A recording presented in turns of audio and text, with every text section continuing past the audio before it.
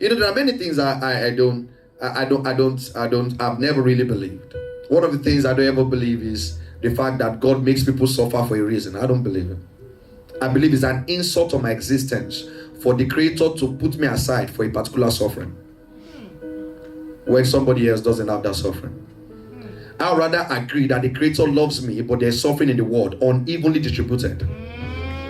There's a suffering in Africa that is not in America, but there's suffering there anyways. There is death in America. I see it all over the news every day. Somebody wakes up with a gun and kill people. That's the spirit of death right there. It is not different from kidnappers in Nigeria. It's just a different mutation. It's the same strand, same disease. Are you hearing what I'm talking about? So I understand that because I'm in Nigeria, because I'm in Africa, there are different problems that are affecting me that are not affecting some people in different parts of the world. But you cannot tell me that God made me for that problem. No. I have a young daughter. And if God loves me as much as I love my daughter, then many things that the people are saying about the God that we serve could not be true. You are a father. If God loves you as much as you love your kids, many things that we are saying about God could not be true. Yeah. Nobody wakes up in the morning and say, "Dear daughter, I love you, get HIV," just to test you. Everybody who has ever had a child knows what it is to have a child. You don't look at your child and say, "You know what, I want you to be poor for 20 years to test you."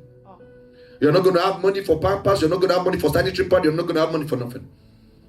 And you're going to live in a demon-infested street, in a place where there are rapists and drunks and shisha smokers and all of that. And you are not going to have a good toilet to yourself because I want to test you. I want to see how well you can do with the toilet disease. I want to see how well you can do with somebody waking up every day and cussing at your father. I want to see how well you can do with your father beating your mother and they chasing each other down on the street, cussing at each other. I want to see how well you can cope with that. And when you now cope with that, I will now show my glory. The funny thing about that is that many people never cope with it. The reason why many people's lives are destroyed right now is what they passed through. So many people are mad on the street, and what made them mad is not first a demon, it was life. Life distorted them, dealt with them, and they resorted to smoking. Am I preaching to people this morning?